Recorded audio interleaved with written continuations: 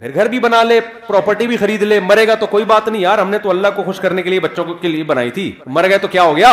ابے لوگ کہہ رہے ہوتے ہیں نا بیچارے نے اتنی محنت سے کروڑوں روپے کا گھر بنایا, بیچارے کو رہنا نصیب نہیں ہوا, تو اتنا کیوں طرز کھا رہے ہو, رہ بھی لیتا تو کتنے دن رہ لیتا. یوں بولا کرو بیچارے نے اللہ کو راضی کرنے کے لیے گھر بنایا, رہنا نصیب ہو یا نہ ہو اللہ راضی ہو گیا, کیونکہ اس نے اپنے بچوں کا سوچا تھا. نہیں یاری بات سمجھ میں, تو کیا بیچارہ کہاں سے ہو گیا, جس کے لیے بنایا تو وہ خوش ہے نا. ایک صاحب کی بچے کی جاب لگی ملٹی نیشنل کمپنی میں, پہلا دن تھا اس کا انا للہ ہو گیا بیچارے کا نا کرنٹ لگنے سے. اب ماں رو رہی ہے, ہائے میرا بچہ آج پہلا دن تھا. میں نے کہا بھائی اگر آخرت کے لیے یہ کام کیا ہے نا تو کامیاب ہو گیا, آخرت کے لیے نہیں کیا تو آج نہیں تو کل بہرحال اس نے مرنا تھا. کتنے دن زندہ رہ لیتا ہے انسان. تو مسلمان کیا سوچتا ہے ہر چیز میں. تو ہم تو آپ کو زیادہ, ہم تو کہہ رہے ہیں اپنی صحت بنانا یہ مذہب کا حکم ہے. دیکھو آپ کہتے ہیں نا آخری بات, بار بار آخری کر کے سچی مچی کی آخری, مولوی صاحب کر لوں آخری بات. دیکھو ہم کیا کہتے ہیں, علماء کیا کہتے ہیں, میری کیا اوقات, شریعت کیا کہتی ہے. شریعت کیا کہتی ہے, ویلیو بتاتی ہے صحت کی 2 ٹکے کی نہیں ہے. جو بیمار ہیں وہ بھی کہاں جائیں گے, جنت میں. ایوب علیہ السلام کی ساری زندگی صحت میں گزری, بیماری میں گزری, بیماری میں گزری. کہاں جائیں گے, جنت میں. ان کے تو مقامات ہی بیماری کی وجہ سے ہوئے. غیر مسلم کہے گا نہیں بیمار آدمی کیا ہے, ناکام. ہم کہتے ہیں ناکام ہے, تو ایوب علیہ السلام تو کامیاب ہی بیماری کی وجہ سے ہوئے ہیں. لیکن کیا اس کا یہ مطلب ہے کہ میں بھی بیمار ہو جاؤں. اب کوئی غیر مسلم سنے گا تو کہے گا ان کے ہاں بیماروں کی بڑی ویلیو ہے تو ان کو چاہیے خود سب بیمار ہو جائیں. نا نا نا نا نا, یہ بات سمجھیں. یہ بیماری کس کی طرف سے تھی, اللہ کی. انہوں نے کوشش کی صحت مند ہونے کی. حکم یہ ہے کہ صحت بنانے کی کوشش کرو, مگر صحت سے دل مت لگاؤ. بنانے کی کوشش کے باوجود نہ بنے تو ٹینشن مت لو, اللہ تمہیں بیمار رکھ کے ہی خوش ہوگا, راضی ہوگا. کیوں, بیماری میں صبر کرو گے, اللہ چاہتا ہے تمہارے درجات صبر کے ذریعے بلند ہوں. کرنے سارے کامیابی کے راستے کو اختیار کرنا ہے, لیکن راضی اس پہ رہنا ہے جو کون چاہے گا, اللہ. پیسہ کمانے کی کوشش کریں, نہیں آتا ٹینشن نہیں لینی ہے, ریڈی لگائے ٹماٹر کی, بولے اللہ میرے ٹماٹر پہ کیا ہے, خوش ہے, میں اسی میں خوش ہوں. ہمارا مسئلہ سارا یہ ہے کہ ہم زمین پہ باپ بن گئے ہیں. آپ کہتے ہیں میری ارننگ اتنی ہونی چاہیے, میرا بحریہ ٹاؤن میں پلاٹ کیوں نہیں ہے, ہونا چاہیے. میں کرائے کے گھر پہ کیوں رہ رہا ہوں, میرا ذاتی گھر ہونا چاہیے. اللہ کہتے ہیں نہیں چاہیے. ایوب علیہ السلام چاہتے تھے کہ میری صحت اچھی ہو جائے. انہوں نے کہا اللہ مجھے صحت دے دے. اللہ نے کہا بھی نہیں ملے گی. انہوں نے کہا ٹھیک ہے اسی میں راضی ہوں میں. صحیح ہے نا, جب اللہ اسی میں خوش ہے تو ٹھیک ہے, میں کیا کروں, اسی میں راضی ہوں میں. اللہ نے آپ کا سارا اہل و عیال آپ سے چھین لیا, موت دے دی سب کو. ان کو چاہیے تھے اہل و عیال بچے, اللہ نے کہا نہیں دوں گا. انہوں نے کہا ٹھیک ہے میں اسی پہ خوش ہوں. پھر جب دیکھا اللہ نے ہر طرح سے ایوب علیہ السلام کو آزمایا, آخر میں دیکھا کہ ان کی زبان سے ساری زندگی ناشکری کا ایک جملہ نہیں نکلا. تو بعضوں کو اللہ دنیا میں نعمتیں لوٹا دیتا ہے, بعضوں کو آخرت میں. ایوب علیہ السلام کا چونکہ واقعہ قرآن میں بیان کرنا تھا, اللہ نے دنیا میں, اللہ نے ان کو صحت بھی دی. انہوں نے کہا اللہ تو نے مجھے صحت دی ہے, مجھے میری آل اولاد بھی واپس چاہیے. اللہ نے سب کو زندگی دی, آپ کا پورا خاندان آباد کر دیا. اور اس بیماری کی حالت میں ٹڈیاں گری سونے کی ایوب علیہ السلام کے اوپر. بخاری کی حدیث ہے, جب ایوب علیہ السلام کو صحت ملی نا تو ٹڈیاں سونے کی, حالانکہ دولت ویسے ہی مل چکی تھی ایوب علیہ السلام کو, تو وہ ٹڈیاں جمع کر رہے ہیں سونے کی. تو اللہ نے کہا کہ اے ایوب کیا میں نے تجھے مستغنی نہیں, اتنا پیسہ دے دیا تجھے, اب تو یہ سونے کی کیوں جمع کر رہا ہے. ایوب علیہ السلام نے کیا کہا, اے اللہ میں تیری رحمت سے مستغنی نہیں ہوں. بات آ رہی ہے سمجھ میں, کہ جب تو دے رہا ہے تو پھر میں لوں گا, پھر میں نہیں کہوں گا کہ مجھے نہیں چاہیے. جب تو نہیں دے رہا تھا تو میں اسی میں انجوائے کر رہا تھا, خوش تھا میں اس میں, صبر کر رہا تھا. انجوائے کا مطلب صبر کر رہا تھا, میں راضی تھا. جب تو دے رہا ہے تو پھر تو لیں گے نا. لوگ پتہ ہے مولویوں سے یہ تصور رکھتے ہیں کہ غریب بھی یہ رہے, پیسہ آئے تو بھی ٹکرے ماریں گے, نہیں چاہیے وہ, سارے پکوڑے سموسے ہم ہی کھائیں.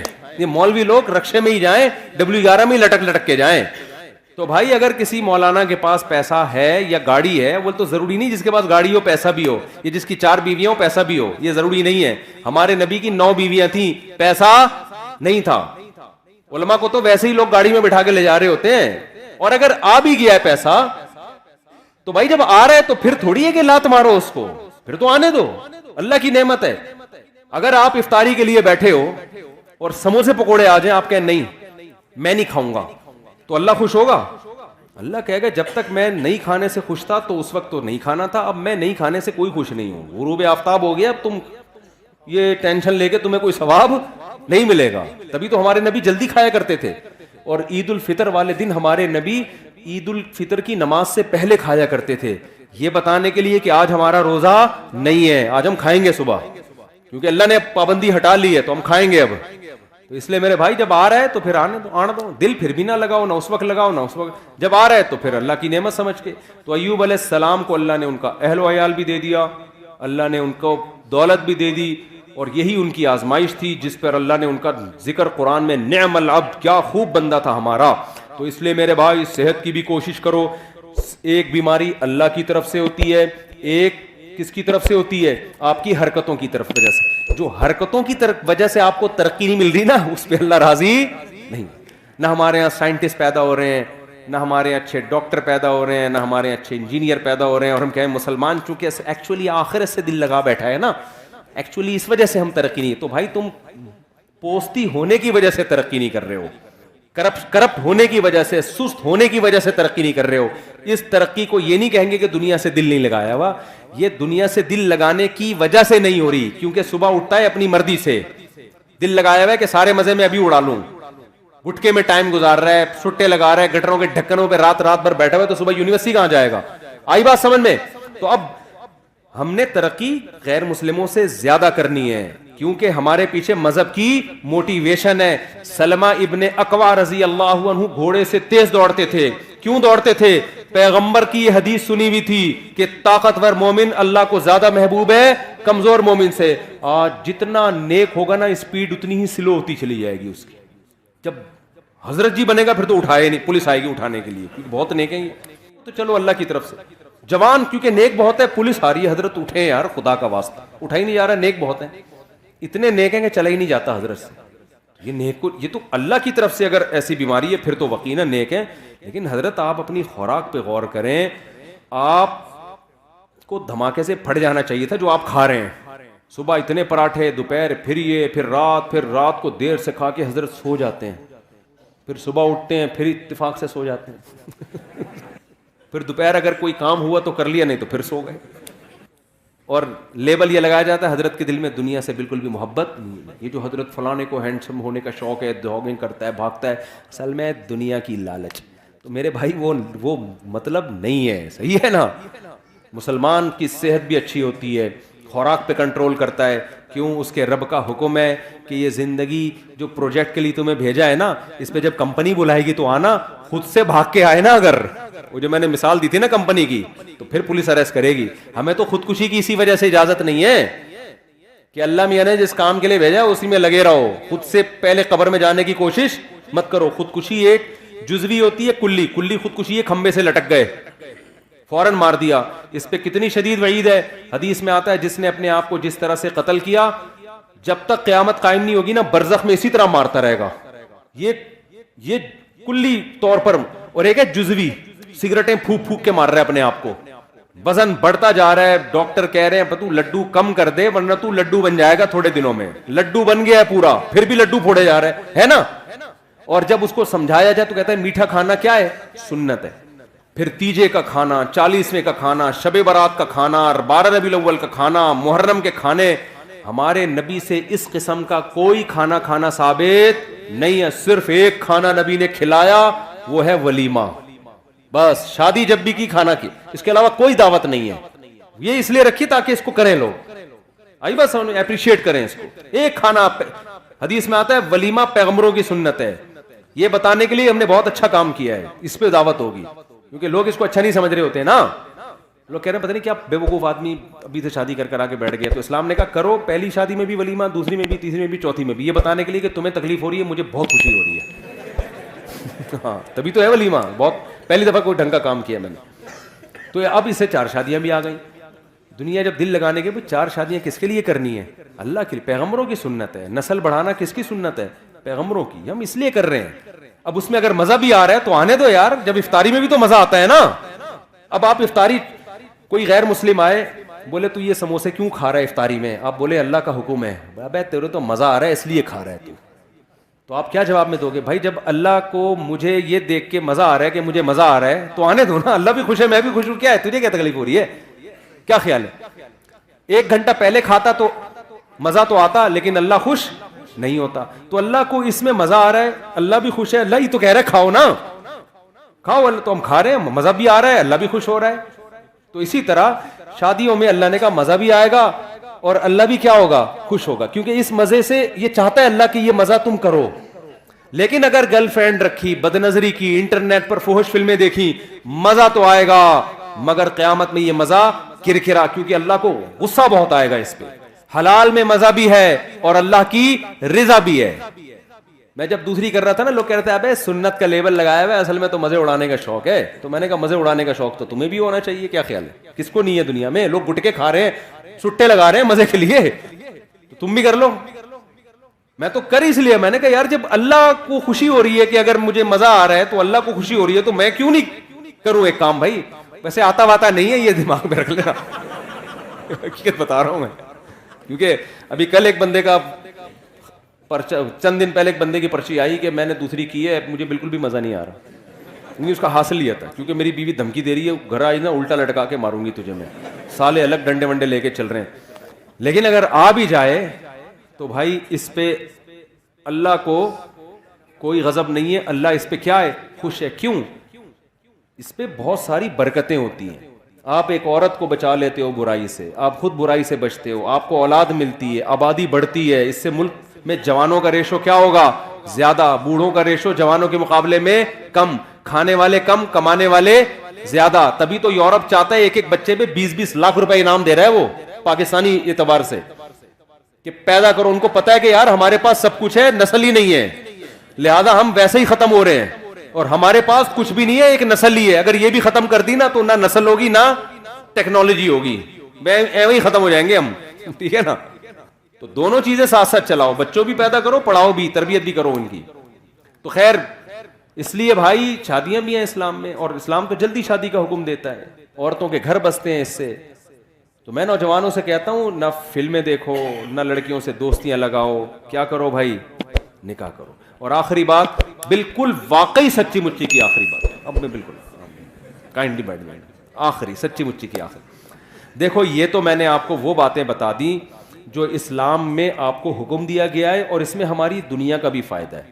کچھ باتیں ایسی ہیں کہ اسلام لیکن یہاں سے شروع نہیں ہوتا کہ ترقی ہی کرنی ہے, یہ بھی ایک حصہ ہے. شروع پتہ ہے کہاں سے ہوتا ہے اسلام؟ سب سے پہلے مسلمان کو اللہ کا بندہ بنانے کے لیے, کلمہ توحید پڑھوانے کے لیے اسلام جو سب سے پہلا عمل آپ سے کرواتا ہے نا, تاکہ آپ یہ ثابت کریں کہ میں اللہ کا بندہ ہوں, وہ سب سے پہلا عمل ہے 5 ٹائم مسجد میں جماعت کے ساتھ نماز پڑھنا. سمجھ میں آ رہی ہے بات؟ 5 ٹائم مسجد میں جماعت کے ساتھ نماز. جو یہ نہیں پڑھتا وہ ترقی کرتے کرتے چاند پہ پہنچ جائے. اللہ کہتا ہے کہ تو نے جو بیسک حکم تھا وہی ادا نہیں کیا, تو اب تیری اس ترقی سے مجھے کوئی واسطہ نہیں ہے. اسلام میں روزے سے زیادہ, زکوٰۃ سے زیادہ, حج سے زیادہ, ہر حکم سے زیادہ کس کی اہمیت ہے؟ نماز کی. واحد حکم ہے جس کے بارے میں بعض ائمہ کی یہ رائے ہے کہ نماز جان کر چھوڑ دینے والا اسلام سے خارج ہو جاتا ہے. تو جتنے لوگ یہاں بیٹھے ہوئے ہیں نا, فجر میں بھی اتنے ہی بولو ہونے چاہیے. شروع تو یہاں سے ہوگا نا, یہ ڈائریکٹ سائنسدان بن جاؤ گے, بننا تو ویسے بھی نہیں ہے, یہاں سسٹم ہی نہیں ہے. یہاں سائنس جو بنتے ہیں وہ ویسے ہی باہر چلے جاتے ہیں, یہاں رہتے ہی نہیں ہے. تو ابتدا کہاں سے کرنی ہے؟ پہلے یہ تو ثابت کرو اے اللہ ہم تیرے بندے ہیں. تو یہ ثابت کرنے کے لیے صرف سموسے نہیں کھانے افطاری کے ٹائم پہ بیٹھ گئے, یا 4 شادیاں نہیں ہے. سب سے پہلے کیا ہے؟ نماز ہے. سب سے پہلے کیا ہے؟ تو جتنے لوگ یہاں مقامی بیٹھے ہوئے ہیں, ہاتھ اٹھا کے وعدہ کریں کل فجر کی جماعت کتنے بجے یہاں پہ؟ 6:25 پہ. تو 6:15 بجے کم از کم 10 منٹ پہلے آئے نا. جتنے لوگ یہاں بیٹھے ہوئے ہیں ابھی وعدہ کریں کہ سب 6:15 پہ یہاں مسجد میں موجود ہوں گے. جتنے محلے کے لوگ ہیں ہاتھ اٹھا کے وعدہ کریں ابھی. اور اس کی پلاننگ رات کو کر کے سونا ہے. اب آپ کہہ سکتے ہیں جی جزاک اللہ, اب آپ کہہ سکتے ہیں صبح اٹھائے گا کون؟ الارم جو ہے نا ابھی لے لیں جا کے, کوئی تیز گھڑی, تیز الارم والی گھڑی ابھی خریدیں جا کے. کراچی کی سردیوں کی راتیں بہت لمبی راتیں, بھی مارکیٹیں کھلی ہوئی ہوں گی. تیز الارم والی گھڑی رکھیں, سوئیں, اور دور الماری کے اوپر رکھ دیں. قریب رکھ کے سوئیں گے نا تو دبا کے دوبارہ سو جائیں گے آپ. ہاں, تیز الارم والی گھڑی دور رکھیں, اتنی زور سے بجے کہ آپ کو ٹینشن ہونا شروع ہو جائے, یار اس کو اٹھ کے جا کے بند کرنا پڑے گا ورنہ محلے والے آ جائیں گے. ایسی گھڑی ہو, دور رکھیں اس کو. ہوتا یہ ہے کہ جب آدمی گہری نیند میں ہوتا ہے پھر کہتا ہے یار بیان میں مفتی صاحب نے کیا تھا, فجر کی اہمیت بھی بہت بیان کی تھی, اللہ کی بندگی کے لیے ہم دنیا میں آئے ہیں, کمپنی نے پروجیکٹ دیا تھا, یہ دیا تھا, وہ بڑے سے بڑے سے وہ گھوڑے سے دوڑنا چاہیے, یہ کرنا چاہیے, سموسے بھی کھانے چاہیے, سب چیزیں اٹرم پٹرم نہ آ رہی ہوں گی, عمل زیرو ہوگا. تو شروع کہاں سے کرنا ہے بھائی؟ نماز سے. پھر جب گہری نیند ہوگی آدمی کہے گا کل سے انشاءاللہ میں فجر کی نماز شروع کروں گا, اور وہ کل قیامت تک نہیں آئے گی. گہری نیند میں یہی آ رہا ہوتا ہے. تو آپ نے کیا کرنا ہے, دور رکھنا ہے. اس سے جب آپ اٹھ کے جائیں گے نا اس کو بند کرنے کے لیے تو آدھی نیند آپ کی غائب ہو چکی ہوگی. اس کے بعد آپ نے کیا کرنا ہے, شیطان کہے گا ابے مسجد کے تو پورا ہی ایک دن سے ہی مولوی بن جائے گا کیا, تو اتنا نیک بن جائے گا, ابھی آہستہ آہستہ یار, ابھی تو ہم عشاء سے شروع کریں گے. تو آپ نے شیطان کو کیا کہنا ہے, یہ میں بالکل صحیح نسخہ بتا رہا ہوں آپ کو, نے شیطان کو کہنا ہے میں صرف واش روم سے فارغ ہو کے آ رہا ہوں, نماز پڑھنے مسجد میں نہیں جاؤں گا. جب واش روم سے فارغ ہو جائیں گے آپ, تھوڑی نیند اور زیادہ غائب ہو جائے گی. پھر شیطان کہے گا اب سو جا, آپ کہیں گے ٹھہرو. آپ نے شیطان سے کہنا ہے صرف میں وضو کر لوں پھر میں سو جاؤں گا. یہ حدیث کا مفہوم پیش کر رہا ہوں میں. شیطان 3 گرے لگاتا ہے, جب انسان اٹھتا ہے ایک گرہ کھلتی ہے. تو حدیث میں آتا ہے جیسے جیسے یہ عمل کرتا چلا جائے گا نا گرہ, یہاں تک کہ جب وضو کر لے گا نا تو آپ نے فرمایا 3 گرے, اب شیطان کا زور نہیں چلے گا. اب آدمی کہے گا یار اتنی قربانی دے کے وضو کر لیا ہے, اب جاؤ فجر کی نماز. اور خدا کی قسم فجر پڑھیں گے مزہ نہ آئے پیسے واپس. جتنا لطف اللہ نے فجر کی جماعت میں رکھا ہے نا اتنا کسی نماز میں نہیں رکھا. آپ کہیں گے آج تو ہٹو بچوں ہو گیا یار, سموسے میں وہ مزہ نہیں آیا جو فجر پڑھنے میں آیا. اتنا کتنے اچھے کام سے ابتدا ہوتی ہے یار دن کی. غیر مسلم اس نعمت سے محروم ہے.